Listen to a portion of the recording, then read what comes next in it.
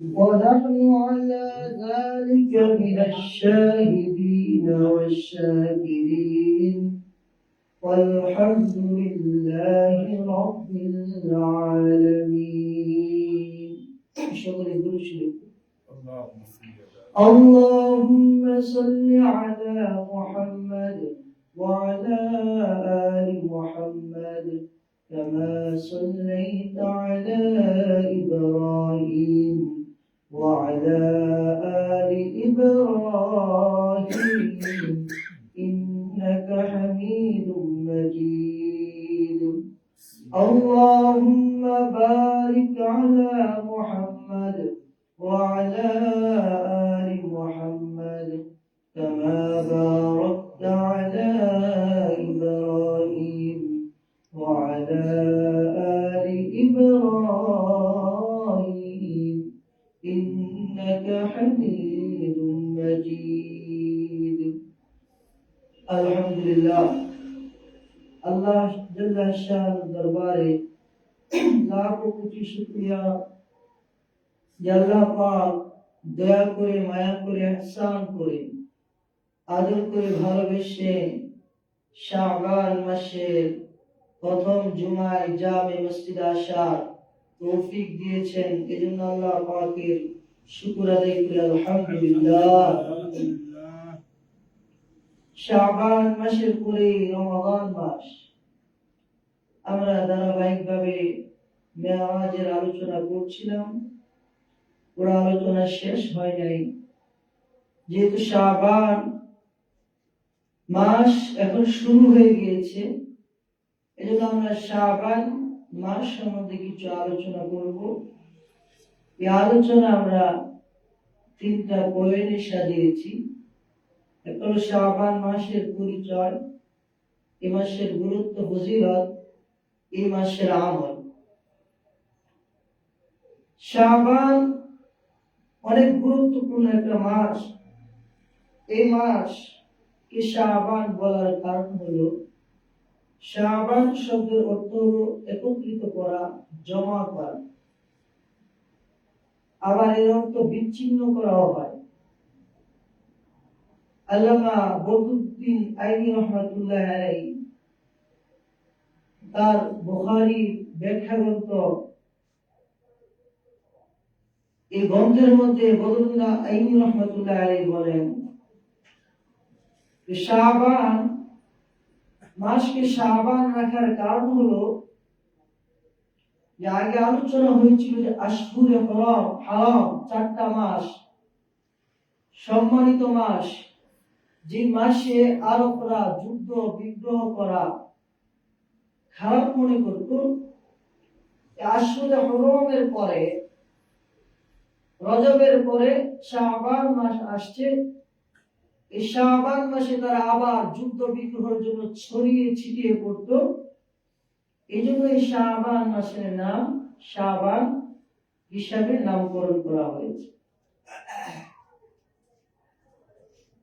হাদিসে পাকের মধ্যে শাবান মাসের অনেক গুরুত্ব আসছে। শাবান মাসের আমলের অনেক গুরুত্ব আল্লাহ পাকের রাসূল সাল্লাল্লাহু আলাইহি ওয়াসাল্লাম হাদিসে পাকের মধ্যে বলেছেন। হাদিসের মধ্যে রাসূল সাল্লাল্লাহু আলাইহি ওয়াসাল্লাম শাবানকে নিজের মাস বলেছেন। শাবান মাসকে আল্লাহ রাসূল সাল্লাল্লাহু আলাইহি ওয়াসাল্লাম ওনার নিজের মাস বলেছেন। আল্লাহ রাসূল বলেছেন শাহরু শাবান, যে শাবান মাস হলো আমার মাস। ওয়া শাহরু রমাদান শাহরুল্লাহ, শাহরু শাবান শাহরি ওয়া শাহরু রমাদান শাহরুল্লাহ। যে শাবান মাস হলো আমার মাস, কে বলেছেন? মুহাম্মদ সাল্লাল্লাহু আলাইহি ওয়াসাল্লাম। আর রমজান মাসটা হলো আল্লাহর মাস। কার মাস? আল্লাহর মাস। রাসূল সাল্লাল্লাহু আলাইহি ওয়াসাল্লাম এই শাবান মাসে যখন আসতেন, আম্মা জান আয়েশা সিদ্দিকা রাদিয়াল্লাহু তাআলা আনহা থেকে বর্ণিত যে আল্লাহ রাসূল সাল্লাল্লাহু আলাইহি ওয়াসাল্লাম শাবান মাসে যত রোজা রাখতেন রমজান মাস ছাড়া অন্য কোন মাসে এত রোজা রাখতেন না। সুবহানাল্লাহ। শাবানে আল্লাহ রাসূল সাল্লাল্লাহু আলাইহি ওয়াসাল্লাম বেশি করে ইবাদত করতেন, ইবাদতের প্রস্তুতি নিতেন। মানুষ তো এখন গুনার কাজের প্রস্তুতি নেয়, যে গুনাহ করবে, গান হবে, এর প্রস্তুতি 1 মাস আগ থেকে নেয়, নেই কি নেয় না? 2 মাস আগ থেকে নেয়। খেলা হবে, এর প্রস্তুতি 1 বছর আগে থেকে নেয়, প্র্যাকটিস করে যেন সে পাস করে।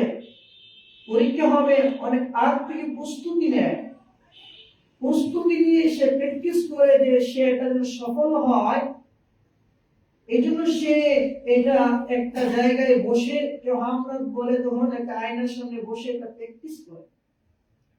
মাদ্রাসায় ছাত্রদেরকে জন্য হেফজখানায় করানো হয়, মস্ক করানো হয়, তাদের একটা ছোট্ট একটা আয়না থাকে হেফজখানা ছাত্রদের সামনে। সব তারা এই ছোট্ট আয়নার সামনে রেখে মুখে কোন দিকে উচ্চারণ হচ্ছে, দাঁত জিহ্বা মাখরাজ গুলো ঠিক হচ্ছে কিনা, উচ্চারণ ঠিক হচ্ছে কিনা, এই জন্য তার সামনে আয়না থাকে।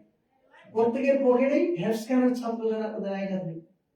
সে মস্ক করে পারদর্শী হয়ে তখন সে সমাজে এসে মানুষের সামনে কোরআন তেলাওয়াত করবে, সুন্দর ভাষায়, স্বাধীন ভাষায়, শুদ্ধ ভাবে করবে। তো মানুষ নেক কাজের জন্য প্রস্তুতি নেয়, গুনার কাজের জন্য প্রস্তুতি নেয়। রাসূল সাল্লাল্লাহু আলাইহি ওয়াসাল্লাম রমজান এরকম একটা গুরুত্বপূর্ণ মাস, যেটা আল্লাহ পাকের মাস। এজন্য রাসূল বলেন যে রমজানের প্রস্তুতি শাবান থেকে আমার উম্মতেরা নেবে। সুবহানাল্লাহ। শাবান মাসে পৃথিবীর ইতিহাসে অনেক ঘটনা ঘটেছে। আল্লাহ রাসূল সাল্লাল্লাহু আলাইহি ওয়াসাল্লাম এই শাবান মাসকে নিজের মাস বলেছেন। এর কারণ হলো শাবান মাসে ঐতিহাসিক যে ঘটনা আপনারা জানেন, কেবলা পরিবর্তন হওয়ার ঘটনা, এটা আপনারা শুনছেন? কেবলা পরিবর্তন হওয়ার ঘটনা, এটা 2য় হিজরিতে শাবান মাসে ঘটে। এর আগে বলে যে রমজানের রোজা ফরজ হয় 2য় হিজরি শাবান মাসে। অর্থাৎ আল্লাহ রাসূল সাল্লাল্লাহু আলাইহি ওয়াসাল্লাম মক্কা থেকে মদিনায় যাওয়ার পরে 1 বছর, 2য় বছরের 8ম মাস শাবান মাসে রমজানের রোজা ফরজ হয়। এর আগে রমজানের রোজা ফরজ ছিল না। এর আগে এগুলো রমজানের সময় আলোচনা হবে, গত বছরও করছিলাম। তাহলে বোঝা গেল যে শাবান মাসেই রমজানের রোজা কি হয়েছে? ফরজ হয়েছে। এবং শাবানের মাসে কেবলা পরিবর্তন হয়েছে। কেবলা কি হয়েছে? পরিবর্তন হয়েছে। কেবলা মুসলমানের 2টা ছিল, এটা 2, একটা হলো বাইতুল্লাহ আর একটা হলো বাইতুল মুকাদ্দিস, যেটা ফিলিস্তিনের মধ্যে বাইতুল মুকাদ্দিস। আল্লাহ রাসূল সাল্লাল্লাহু আলাইহি ওয়াসাল্লাম যখন মক্কায় ছিলেন, তখন আল্লাহ রাসূল সাল্লাল্লাহু আলাইহি ওয়াসাল্লাম বাইতুল্লাহর দিকে ফিরে নামাজ পড়তেন, বাইতুল মুকাদ্দিসের দিকেও ফিরে নামাজ পড়তেন। 2 কিবলা একসাথে নামাজ পড়া যেত। কিন্তু মুহাম্মদ রাসূলুল্লাহ সাল্লাল্লাহু আলাইহি ওয়াসাল্লাম যখন মদিনায় হিজরত করলেন, মদিনায় হিজরত করার পর বাইতুল মুকাদ্দাস মদিনা থেকে দক্ষিণ দিকে হয়ে যায়, আর বাইতুল্লাহ মদিনা থেকে পূর্ব দিকে হয়ে যায়। দক্ষিণ আর পূর্বে 2 দিকে একসাথে কি নামাজ পড়া যাবে না? একটা হলো দক্ষিণ, একটা পূর্ব, দুইটা 2 দিক। আল্লাহ রাসূল সাল্লাল্লাহু আলাইহি ওয়াসাল্লাম মদিনায় যাওয়ার পরে 8 মাস, দীর্ঘ 16-17 মাস আল্লাহ রাসূল সাল্লাল্লাহু আলাইহি ওয়াসাল্লাম বাইতুল মুকাদ্দাসের দিকে ফিরে নামাজ পড়ে। অর্থাৎ বাইতুল্লাহর দিকে ফিরে নামাজ পড়ে না, বাইতুল মুকাদ্দাসের দিকে ফিরে নামাজ পড়ে। কোন দিকে? বাইতুল মুকাদ্দাস।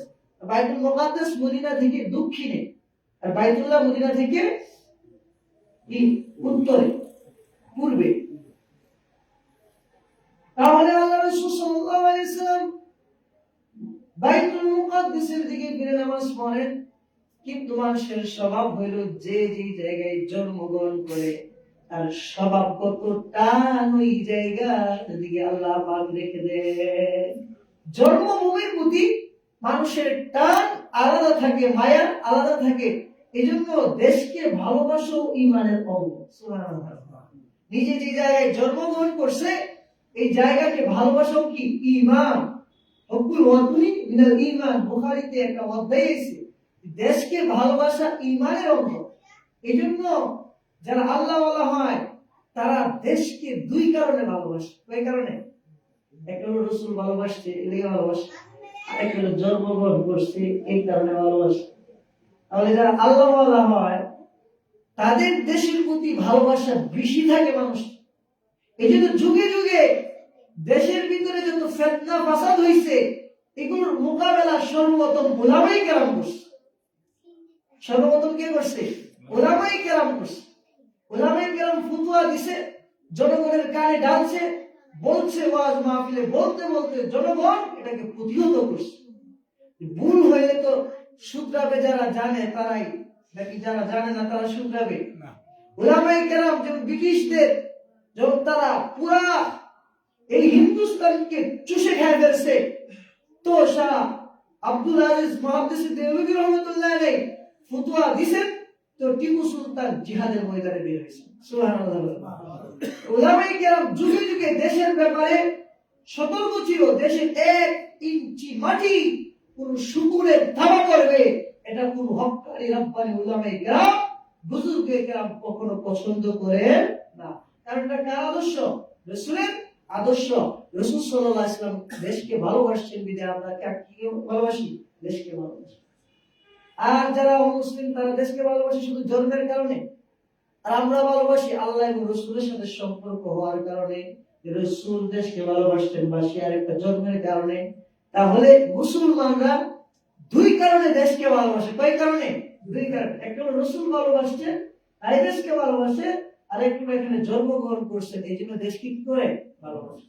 তাহলে তারা কি আমাদের থেকে বেশি দেশকে ভালোবাসতে পারবে? আল্লাহ রাসূলের টান মক্কার দিকে, রাসূল বারবার আসমানের দিকে তাকায়। আল্লাহ বুঝে কি বুঝে না? বন্ধু বন্ধুর খবর নাই কি নাই না।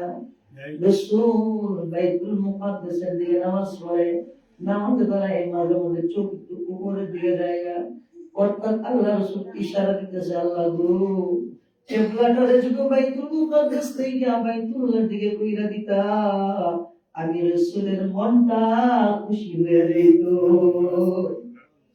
আল্লাহ কোরআনে আয়াতের قد نرى تقلب وجهك في السماء, আল্লাহ আপনার কি রাসূল আমরা বারবার আসমান থেকে চান করে قد نرى نرى মানে চাওয়া, আপনি কেন চান? قد نرى تقلب وجهك في السماء, অবনবী আপনি বারবার আসমানের দিকে কেন চান? আপনার কলবে কি কয়? আল্লাহ তো জানে নবী বারবার আসমানের দিকে চায়, মনে এই আশা নিয়ে চায় আল্লাহ গো দয়া করে বাইতুল মুকাদ্দাস থেকে কিবলাটা ফিরায়া বাইতুল্লাহর দিকে করে দাও। আল্লাহ এটা বুঝতেছে। 16 মাস পরে আল্লাহ বলে ফালানুওয়াল্লিয়ান্নাকা ওয়াজহিকা, ও পয়গম্বর আপনার চেহারাকে আপনি মসজিদুল হারামের দিকে ফিরান। সুবহানাল্লাহ। কি আসে আল্লাহ বুঝতেছে যে রাসূল চাইতেছে যে তার কিবলাটা হোক বাইতুল মুকাদ্দাস থেকে ফিরা কোথায়? বাইতুল্লাহর দিকে। এইজন্য আল্লাহ তাআলা নামাজের মধ্যে আয়াত নাযিল করেছেন। নামাজের মধ্যেই আল্লাহ রাসূল সাল্লাল্লাহু আলাইহি সাল্লাম 2 রাকাত নামাজ পড়ছেন বাইতুল মুকাদ্দাসের দিকে ফিরা, আর 2 রাকাত নামাজ পড়ছেন বাইতুল্লাহর দিকে ফিরে। সুবহানাল্লাহ। এইজন্য আল্লাহ পাক যারা হজে গেছেন আল্লাহ আমাদের সবাইকে যাওয়ার তৌফিক দান করুন। আমিন। তাও এখানে যে 2 রাকাত নামাজ বাইতুল মুকাদ্দাসের দিকে পড়ে এটাকে মুসলিদুল কিবলাতাইন বলা হয়, মানে 2 কিবলার মসজিদ। সুবহানাল্লাহ। নাম হয়েছে মুসলিদুল কিবলাতাইন, 2 কিবলার মসজিদ। ওইখানে সমস্ত হাজিরা যায় 2 রাকাত পরে বাইতুল মুকাদ্দাসের দিকে ফিরা, আর 2 রাকাত পরে বাইতুল্লাহর দিকে ফিরা।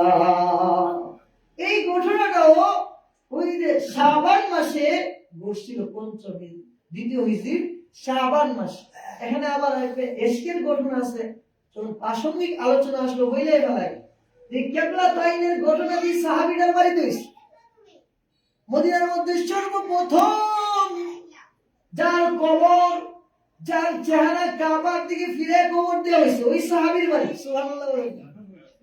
সর্বপ্রথম যার কবর কাবার দিকে ফিরা হয়েছে, এর আগে সবার কবর বাইতুল মুকাদ্দাসের দিকে। আমরা কবরে রাখি না, মারা যায় তো মুখটা কোন দিকে ফেরা দেয়? কাবার দিকে। কাবার দিকে মুখ ফেরা দেয়। এর আগে মদিনার মধ্যে সর্বপ্রথম ওই সাহাবীর মুখে কাবার দিকে ফেরা দেওয়া হয়েছে। এর আগে যত মানুষ মারা যাইত সমস্ত মানুষের মুখ ছিল বাইতুল মুকাদ্দাসের দিকে ফিরানো। ওই সাহাবীরা কে? ওই সাহাবীরা আল্লাহ রাসূলের আশিক সাহাবী ছিল। সুবহানাল্লাহ। আল্লাহ রাসূল তখনও মদিনায় যায় নাই। মদিনায় আল্লাহ রাসূল যায় নাই। মদিনায় যাওয়ার আগে সমস্ত মানুষ বাইতুল মুকাদ্দাসের দিকে ফিরে নামাজ পড়ে, আর একা বাইতুল্লাহর দিকে ফিরে নামাজ পড়ে। সুবহানাল্লাহ। সবাই বাইতুল মুকাদ্দাসের দিকে ফিরে নামাজ পড়ে, আর একা কোন দিকে ফিরে নামাজ পড়ে? বাইতুল্লাহর দিকে, কাবার দিকে। এলাকার সমস্ত মানুষ মদিনা সবাই নামাজ পড়ে বাইতুল মুকাদ্দাসের দিকে, আর এই আল্লাহ পাকের আশিক, আল্লাহ রাসূলের আশিক একা নামাজ পড়ে বাইতুল্লাহর দিকে ফিরে। সুবহানাল্লাহ। এরা বলে ব্যাপার কি, বাইতুল্লাহর দিকে ফিরে নামাজ পড়ো কেন? বুখারীতে আছে।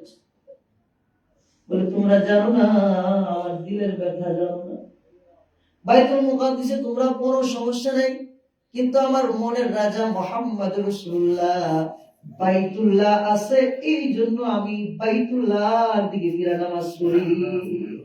আর আপনারা এই ফতোয়া দেন না মুর্শিদে কিবলার দিকে। এখন তো আমার রাসূল মদিনাতে আছে, তাহলে কাবা ফিরে মদিনার দিকে ফিরে নামাজ পড়ি, এই ফতোয়া এখন চলতো না। ঠিক আছে? এরপরে বাংলাদেশ থেকে কাবা পশ্চিম দিকে, মদিনা পূর্ব দিকে, তাহলে পূর্ব দিকে নামাজ পড়ুন, এই ফতোয়া আপনি দেন না। আপনি আর আমার এরকম আমাদের হয় নাই। ওইটা ওই সময় ছিল, তারপরে দেখেন, তারপরে পুরো ঘটনা শুনে গেল। এই জন্য মানুষ অনেকে পথভ্রষ্ট হয়ে যায়। কোরআন দ্বারা ওই পথভ্রষ্ট হয়ে আবার কোরআন দ্বারা হেদায়েত প্রাপ্ত হয়। কোরআন কইরা অনেকে পথভ্রষ্ট হয়, আবার অনেকে কি হয়? হেদায়েত প্রাপ্ত হয়। এরা কোরআনের আয়াত দিয়ে দলিল দেয় যে আল্লাহ এটা কইছে, কিন্তু এই আয়াতের তাফসীর ব্যাখ্যা সে জানে না, এই জন্য সে পথভ্রষ্ট হয়ে যায়। এটা আলোচনা একদিন করব। ওই সাহাবী বাইতুল্লাহর দিকে ফিরে নামাজ পড়েন। ওই অবস্থায় আল্লাহ রাসূলের কাছে গেছে, রাসূল আপনার আশিক তো আছে যে বাইতুল মুকাদ্দাসের দিকে ফিরে নামাজ পড়ে না, সে বাইতুল্লাহর দিকে ফিরে নামাজ পড়ে। আল্লাহ রাসূলের কাছে এই সংবাদ যাওয়ার পরে আল্লাহ রাসূল চিঠি লিখছে, ওরে আশিক, তোমার চেহারা, তোমার জাতির লোকেরা বাইতুল মুকাদ্দাসের দিকে ফিরে নামাজ পড়ে, সুতরাং তুমিও বাইতুল মুকাদ্দাসের দিকে ফিরে নামাজ পড়ো। সাথে সাথে সাহাবী আল্লাহ রাসূলের আদেশ পাওয়ার পরে বাইতুল মুকাদ্দাসের দিকে ফিরে আসে, নামাজ পড়ছে। সুবহানাল্লাহ। তাহলে আমাদের ভিতরে বোঝা গেল অনেকে পথভ্রষ্ট আছে। দেখা যায় উল্টা ওরা শরীয়ত যা বলছে শরীয়তের বিরোধী চলে, আল্লাহ রাসূল যা বলছে বিরোধী চলে। যখন আল্লাহ রাসূলের সঠিক পথ আমার কাছে আসবে, তখন এই পথটা গ্রহণ করাই রাসূলের আশিকের কি কাজ? রাসূলের আশিকের কি কাজ? ওই সাহাবী মরে যাওয়ার আগে বলতেছে, শোনো, আমি যদি মারা যাই, আমার কবরটা, আমার চেহারাটা কিন্তু তোমরা বাইতুল মুকাদ্দাসের দিকে দিও না, আমার চেহারাটা কিন্তু তোমরা বাইতুল্লাহর দিকে ফিরিয়ে দিও। সুবহানাল্লাহ। ওই সাহাবী মারা গেছে, তার চেহারা বাইতুল্লাহর দিকে ফিরে গেছে। সর্বপ্রথম তার কবর। আল্লাহ রাসূল সাল্লাল্লাহু আলাইহি সাল্লাম ওই যে কিবলাতাইন, ওই সময় আল্লাহ রাসূল কিবলাতাইনের যে মসজিদটা, ওই মসজিদ ওই সাহাবীর বাড়ি। সুবহানাল্লাহ। আশিক আল্লাহ বলে, তুই রাসূলের এশ প্রকাশ করছ, কিয়ামত পর্যন্ত তোকে স্মৃতি বানায় রাখবো, যেন মানুষ আয়েশা কাবাতে মদিনাতে আয়েশাও তুমি আশিককে দুনিয়ার মানুষগুলো স্মরণ করে। সুবহানাল্লাহ। আল্লাহ এরকম আশিকের রাসূল আমাদেরকে হওয়ার তৌফিক দান করে। আল্লাহ রাসূল তার বাড়িতে গেলেন, মদিনায় গেলেন, তো শুনলেন আপনার এরকম আশিক ছিল। তো সাধারণত মানুষের তবিয়ত হইল, কেউ যদি, আমি যদি শুনি যে এই মহল্লায় আমাকে একজন অনেক ভালোবাসে, আমার প্রশংসা বলে, তাহলে আমার দিলটা চাবে না তাকে একটু দেখার জন্য? অবশ্যই চাবে। আল্লাহ রাসূল বলেন চলো তার কবরটা দেখে আসি। কবর দেখতে আসলেন, জোহরের নামাজে শুরু হয়ে গেল। এদিকে তার বাড়ি থেকে তার স্ত্রী বলল, হুজুর দিলা পিঠা বানাইছি, একটু পিঠাটা খায়া মেহমানদারি কইরা তারপরে আপনি যান। তো জোহরের নামাজে আল্লাহ রাসূল দাঁড়ায় গেছে, আর নামাজে আয়াত নাযিল হইছে যে আপনি আপনার চেহারা বাইতুল মুকাদ্দাস থেকে ফিরে বাইতুল্লাহর দিকে করেন। সুবহানাল্লাহ। আশিকের রাসূলের এই ঘটনা এটাও ঘটছে শাবান মাসে, দ্বিতীয় হিজরিতে। এজন্য শাবান মাস বড় দামি মাস। এই শাবান মাসে আরো দুই ঘটনা, ইফফিনের ঘটনা ঘটছে। ইফফিনের ঘটনা শাবানে ঘটছে। ইফফিনের ঘটনা এরকম এক ঘটনা, যে ঘটনাটা মুসলমানদের জন্য বড় কষ্টদায়ক ঘটনা। আর আম্মাজান আয়েশা সিদ্দিকা রাদিয়াল্লাহু তাআলা আনহাকে বড় অপবাদ দেওয়া হয়েছে ইফফিনের ঘটনা। আম্মাজান আয়েশা সিদ্দিকা রাদিয়াল্লাহু তাআলা সুতি সাধবা নারী ছিলেন, জ্ঞানী নারী ছিলেন, যার ব্যাপারে কোরআনে আয়াত নাযিল হয়েছে। সুবহানাল্লাহ। আম্মাজান আয়েশার এত গুণ ছিল, আম্মাজান বলেন অন্য কোন নারী, অন্য কোন স্ত্রীর কাছে নবী সাল্লাল্লাহু আলাইহি সাল্লাম যখন শুয়ে থাকতো ওহি আসতো না, কিন্তু আম্মাজান আয়েশা বলে আমি এরকম রাসূলের স্ত্রী, আমি আর রাসূল যখন এক কাঁধার নিচে শুয়ে থাকতাম তখন জিবরাইল আলাইহিস সালাম ওহি নিয়ে আসতো। এরকম পেয়ারা স্ত্রী যার উসিলে আমরা তায়াম্মুমের বিধান পাইছি। কি এর বিধান? তায়াম্মুমের বিধান। পানি ছাড়া মাটি দ্বারা তায়াম্মুম করা যায় আমাদের উসিলায়। তায়াম্মুমের বিধান এটা মাসালা ভিন্ন। তায়াম্মুম করতে পারবে যদি কেউ অসুস্থ হয়ে যায়, ডাক্তার বলেছে পানি ব্যবহার করা যাবে না, ইউজ করতে পারবে না, পানি ব্যবহার করলে তার রোগ বিধি বেড়ে যাবে। শরীয়ত বলছে পবিত্র মাটি দ্বারা তুমি তায়াম্মুম করে নাও, তায়াম্মুম করেও তুমি নামাজ পড়বা, নামাজ ছাড়তে পারবা না। তোমার অসুস্থতা এরকম রোগ, শরীরেতে পানি রাখলে পা কেটে গেছে, পা কেটে গেছে, অ্যাক্সিডেন্ট হয়েছে, পুরো পায়ের মধ্যে বিকটিস, এখানে পানি ব্যবহার করা যাবে না। শরীয়ত বলছে তুমি তায়াম্মুম করো। তায়াম্মুম কিভাবে করবা? যদি আদৌ পানি না করতে পারো, 3 বার পবিত্র মাটির মধ্যে হাত মারবে, হাত মেরে জাকি দিবে, জাকি দিয়ে এইভাবে মাটি দ্বারা পুরা মুখ একবার মাসে করবে, আবার 3 বার মাটিতে হাত মারবে, এরপর হাতের এইভাবে ধরে এইভাবে এখান থেকে কোনি পর্যন্ত এনে এই পর্যন্ত আনবে একবার, আবার এইভাবে ধরবে এখান থেকে ধরে এইভাবে, এবার আপনার ওযু হয়ে গেছে। শরীয়ত বলে এখন তুমি নামাজ পড়তে পারবা। সুবহানাল্লাহ বলেন না? কি সহজ করছে, তারপরও নামাজ পড়ে না, তারপরও ইসলামের বিধিবিধান মানে না। বলে তখনও তোমার অ্যাক্সিডেন্ট হয়েছে, তখন নামাজ বাদ নাই, ওযু করতে পারো না, তায়াম্মুম করবা, তায়াম্মুম দিয়ে নামাজ পড়বা। সুবহানাল্লাহ। এই তায়াম্মুমের বিধান পাইছে আম্মাজানের কারণে। বয়স তো কম ছিল। ইফফিনের ঘটনা, এই ঘটনাও ঘটেছে শাবান মাসে। আল্লাহ রাসূলের স্ত্রী বনি মুস্তালিকের যুদ্ধের মধ্যে আল্লাহ রাসূল সাল্লাল্লাহু আলাইহি ওয়াসাল্লাম যখন যেতেন স্ত্রীদেরকে নিয়ে যেতেন, কারণ স্ত্রীর হাজত হইতে পারে। লটারি দিয়ে আল্লাহ রাসূল লটারির মধ্যে যে স্ত্রীর নাম আসতো তাকে নিয়ে যেতেন। 10 জন স্ত্রী তো ছিল, যার নাম লটারিতে আসতো তাকে নিয়ে যেতেন। তো লটারি আয়েশা রাদিয়াল্লাহু তাআলা আনহার নাম উঠছে। আয়েশা রাদিয়াল্লাহু তাআলা আনহা যুদ্ধের ময়দানে আল্লাহ রাসূলের সাথে গেছেন। সবাই জানতো এই যুদ্ধের মধ্যে বিজয় হবে, মুনাফিকরাও এই যুদ্ধের মধ্যে শরীক হইছে। নাউযুবিল্লাহ। এরা জানে যে বিজয় হইব। এই মুনাফিকরা, মুনাফিকদের স্বভাবের উপর এরা যেন বিজয় এনেই ধরে, যেন ধরে, এদের কোন স্থায়ী ঠিকানা হয় না। তখন এরা জায়গায় জায়গায় লাত্তি খায়, জায়গায় জায়গায় মার খায়। মুনাফিকদের স্বভাব হলো খালি পথ পরিবর্তন করা। পথ কি করা? পথ পরিবর্তন করা। এই যে দেখছে মুস্তালিকের যুদ্ধে মুসলমান জিতে যাবে, তো তারা বদরে শরীক হয় নাই, উহুদে শরীক হয় নাই, মুস্তালিকের যুদ্ধে শরীক হয়েছে। শরীক হয়ে দুইটা ফেসলা লাগাইছে। কি লাগাইছে? ফেসলা লাগাইছে। এদের কাজ হইল শরীক হইব, শরীকে ফেস লাগাই দিব যাতে মানুষ ধ্বংস হয়ে যায়। শরীকে দুইটা ফেস লাগাইছে। একটা হলো আম্মাজানের উপর অপবাদ দিছে, এটা কি ইফফিনের ঘটনা করে বলা হয়েছে, জিনার অপবাদ দিছে। নাউযুবিল্লাহ বলেন।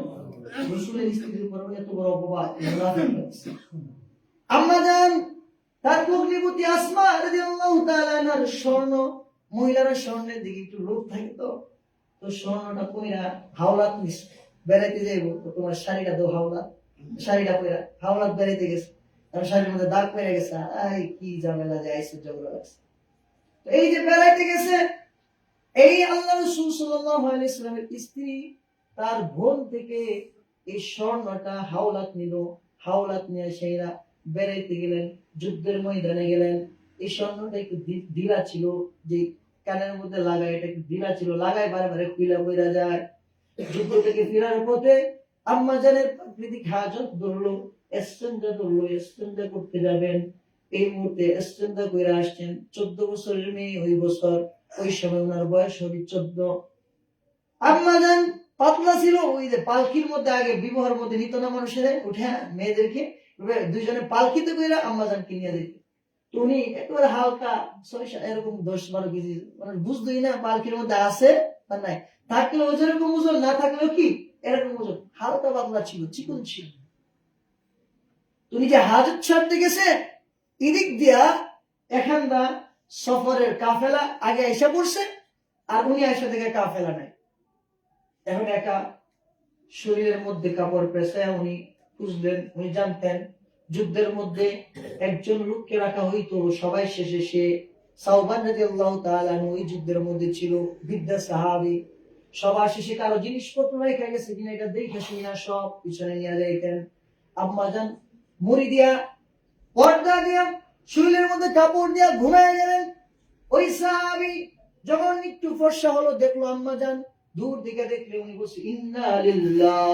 এটা বলার পরে আম্মা জান একেবারে উঠে পেশকেরা বসছে। উনি চিনতে পারছে পর্দার বিধান নাজিল হওয়ার আগে উনি আম্মা জানকে দেখছিল। দূর থেকে একটু দেখে বুঝছিলেন আল্লাহ রাসূলের স্ত্রী।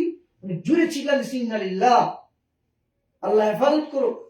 ওই অবস্থায় উনি আরো ডাইকা ডাইকা বসছে, পরে উনি সরি আনছে, আইনা ওনাকে দিছে। এতটুকুই ঘটনা, বাড়িতে গেছে। আর এই মুনাফিকরা তলে তলে কেমন নাউজুবিল্লাহ বলেন, তারা শুনাইছে যে এই যে সাওবান রাদিয়াল্লাহু তাআলা মন হয় আল্লাহ রাসূলের স্ত্রীর সাথে জিনা করছে, খারাপ কাজ করছে। নাউজুবিল্লাহ বলেন, কত বড় অপবাদ দিছে। আল্লাহ রাসূলের স্ত্রী বাড়িতে আসার পরে আম্মা জান অসুস্থ হয়ে যায়। আল্লাহ রাসূল সাল্লাল্লাহু আলাইহি ওয়াসাল্লাম সবথেকে বেশি আদরের স্ত্রী ছিল আয়েশা রাদিয়াল্লাহু তাআলা আনহা। আল্লাহ রাসূল অনেক কথা বলতেন আয়েশার সাথে, কিন্তু আল্লাহ রাসূলের কানে খবর আসে আয়েশার ব্যাপারে ইফকিনের ঘটনা, জিনার অপবাদ। আল্লাহ রাসূলের মনটা খারাপ হয়ে যায়। রাসূল সাল্লাল্লাহু আলাইহি ওয়াসাল্লাম পেরেশান হয়ে যায়। আম্মা জানের কানে খবর যায় না। এই জন্য আল্লাহ রাসূল আম্মা জানের সাথে কথা বলে না। আল্লাহ রাসূল সাল্লাল্লাহু আলাইহি ওয়াসাল্লাম আয়েশাকে আল্লাহ রাসূলের শ্বশুর বাড়িতে আবু বকরের বাড়িতে পাঠিয়ে দিলেন, আয়েশা চলে যাও। আল্লাহ রাসূল কথা বলে না। আম্মা জানের শরীর অসুস্থ, এই জন্য তার কানে খবর যায় নাই। একদিন ঘর থেকে বের হয়েছে, মালিক রাদিয়াল্লাহু তাআলা নামে এক সাহাবী আলোচনা করতেছে, আম্মা জানের কানে সংবাদ গেছে যে আয়েশা তো চরিত্রহীনা, সে সাওবান রাদিয়াল্লাহু তাআলা আনহুর সাথে খারাপ কাজ করছে, জিনা করছে। মুনাফিকরা এই খবর ছড়াইয়া দিছে।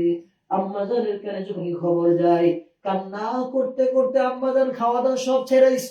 আল্লাহ রাসূল আসেন, আল্লাহ রাসূলের তদন্তের জন্য সাহাবীদেরকে পাঠাইছেন, কিন্তু মুনাফিক ছাড়া বাকি সাহাবীদের মধ্যে 2-3 জন বিশ্বাস করছে। আর সমস্ত মুনাফিকরা এই খারাপ সংবাদ ছড়ায় দিয়েছে, রাসূলের স্ত্রী চরিত্রহীনা, ওই সাহাবীর সাথে খারাপ কাজ করছে, জিনা করছে। কোনো তদন্ত না করে অপবাদ লাগাইয়া দিচ্ছে। আম্মা জান কাঁদতেছে। আল্লাহ রাসূল আম্মা জানের ঘরে গিয়ে বলে, আয়েশা তুমি যদি সত্যিই কাজ করে তাহলে আল্লাহর কাছে তওবা করো। এখন যদি স্বামী যদি এই কথা বলে, অন্তরে কষ্ট লাগবে কি লাগবে না? আল্লাহ রাসূল বলতেছে, আম্মা জান বলে, এই কথা যখন আমার স্বামী মুহাম্মদ রাসূলুল্লাহ বললো, আকাশ আমার মাথার উপর ভেঙে পড়ছে, এরকম অবস্থা। আমি কান্না করতে করতে আমার চোখের পানিগুলো শুকায় গেল। আমি এত কান্না করলাম, ওই মুহূর্তে আল্লাহ তাআলা কোরআন আয়াত নাযিল কইরা ইফকিনের ঘটনা জানায় দেয়। আল্লাহ বলে, ও রাসূল আপনি জানায় দেন, আপনার স্ত্রী আয়েশা পবিত্র, তার ব্যাপারে যারা ষড়যন্ত্র করতেছে তারা জালেম, তাদেরকে আমি আল্লাহ কঠিনভাবে পাকড়াও করব। এই ঘটনাটাও শাবান মাসে ঘটছিল। বিস্তারিত বলতে গেলে এই ঘটনাটা অনেক সময় লাগবে। শাবান মাসে তো ফাজাইল, সবচেয়ে বেশি ফাজাইল হলো শাবান মাসে আল্লাহ পাক বান্দার জিন্দেগীর সমস্ত গুনাহগাতা এক বছরে যা করছে আল্লাহ সব মাফ করে দেন। শাবান মাসে এরকম একটা রজনী আছে, যেই রজনীতে আল্লাহ পাক রব্বুল আলামিন বান্দার সমস্ত আমলগুলো এক করে, বান্দার আমল নামাগুলো এক করে বান্দার আমল নামাগুলো আসমানে ওঠানো হয়। আর এক হাদিসে আসছে যে শাবান মাস না প্রত্যেক দিন বান্দার আমল নামে আল্লাহর কাছে উঠে। আর এক হাদিসে আসছে প্রতি সপ্তাহে 2 দিন আল্লাহর কাছে বান্দার আমল নামা পেশ করা হয়। কয় দিন? 2 দিন। একদিন হলো সোমবার আর একদিন হলো বৃহস্পতিবার, জুমার রাত। তাহলে 3 হাদিসে ফেস লাগছে। কি লাগছে? ফেস লাগে না? এখন তো কইবেন যে আল্লাহ রাসূল তো এখানে কইলো যে প্রতিদিন আসমানে আমল উঠে, আর এক হাদিসে বললো না প্রতিদিন না, সপ্তাহে 2 দিন, সোমবার এবং বৃহস্পতিবার। আর এক হাদিসে বলতেছে যে শাবান মাসে আল্লাহর কাছে বান্দার সমস্ত আমলনামা পেশ করানো হয়। এবার তো বলবেন তাইলে হুজুররা তো বলদাবাজ, উল্টা পাল্টা কথা কয়, 3 মুখে 3 কথা নাকি? এর ব্যাখ্যা হইল যে প্রতিদিনের আমল বান্দার কাছে, আল্লাহর কাছে প্রতিদিন যে আমল করা হয়, আজকে ফজর থেকে নিয়ে আপনি আসর পর্যন্ত যে আমলগুলো করছেন, আসরের নামাজের পরে ফেরেশতারা আসমানে চলে যায়। প্রতিদিনের আমল আল্লাহ তাআলার কাছে আসমানে আসরের আমল পর্যন্ত, ফজর থেকে আসর পর্যন্ত সব আমলগুলো পৌঁছানো হয়। আবার আসর থেকে ফজর পর্যন্ত যে আমলগুলো পেশ করা হয়েছে, এই সবগুলো আমল আবার ফজরের সময় আল্লাহর কাছে পেশ করানো হয়। এটা হলো প্রতিদিনের আমলের রুটিন। আর পুরা সপ্তাহে যে আমলগুলো করছে, এগুলো সপ্তাহে একবার পৌঁছানো হয়। এটা হলো 2 নম্বর ব্যাখ্যা। আর 3 নম্বর ব্যাখ্যা হলো সারা বছরে যে আমলগুলো করছে, এই সবগুলো আমল একসাথে কইরা এই শাবান মাসের 15 তারিখ রাতে আল্লাহর কাছে পেশ করা হয়। এবার বুঝছেন হিসাব? ব্যবসার হিসাব। আজকে দোকানে চা বেচছেন 100 কাপ, 100 কাপের হিসাব সন্ধ্যাবেলা করে কি করে না? আবার সপ্তাহে একদিন হিসাব করে যে কত টাকা বেরিয়ে কত টাকা লাভ হইলো। আবার বছরে একটা বার্ষিক হিসাব আছে কি নাই, কত টাকা আয় হইলো লাভ হইলো, এই হিসাব। তাহলে আর হাদিসের ব্যাখ্যা কোনো অপব্যাখ্যা হয় না। এই জন্য শাবান মাস আল্লাহ রাসূল সাল্লাল্লাহু আলাইহি সাল্লাম শাবান মাসে কি আমল করবেন? 2টা আমল বেশি বেশি করতে হবে। কয়টা আমল? 2টা আমল। 1 নম্বর আমল আল্লাহ রাসূল শাবান মাসে বেশি বেশি রোজা রাখতেন। বেশি বেশি রোজা রাখা, শাবান মাসে বেশি বেশি করে রোজা রাখবেন। 2 নাম্বার হলো শাবান মাসে কোরআন তেলাওয়াত করা। কি তেলাওয়াত করা? কোরআন তেলাওয়াত। কারণ শাবানের পরে রমজান আসবে, রমজানের প্রস্তুতি নিতে হবে। শাবানের ভিতরে আল্লাহ রাসূলের কোন উম্মত যেন কোরআন শিখা ছাড়া না থাকে। এই শাবান মাসে প্রত্যেক পুরুষ নারী পুরা কোরআন শিখে রমজানে কোরআনে কারীম খতম করবে। শাবান কোরআন শিখবে, কোরআনের খতম করবে। এই জন্য আল্লাহ পাক এই শাবান মাস দিয়েছেন। তাহলে শাবান মাসের আর আলোচনা সামনের সপ্তাহে সব আলোচনা করা গেল না। শাবান মাসে আজকে 2টা আমল বললাম। একটা হলো আমরা বেশি বেশি এই মাসে কি রাখবো? রোজা রাখবো রমজানের প্রস্তুতির জন্য। আরেকটা হলো বেশি বেশি করে কোরআনে কারীমের তেলাওয়াত করব। আল্লাহ পাক আমাদেরকে আমল করার তৌফিক দান করুন। আমাদের দোয়া আলহামদুলিল্লাহ। এশারের নামাজের পরে ইনশাআল্লাহ তাফসীর হবে। আপনারা সবাই তাফসীরে অংশগ্রহণ করবেন যারা সুন্নাত মেনে চলেছেন।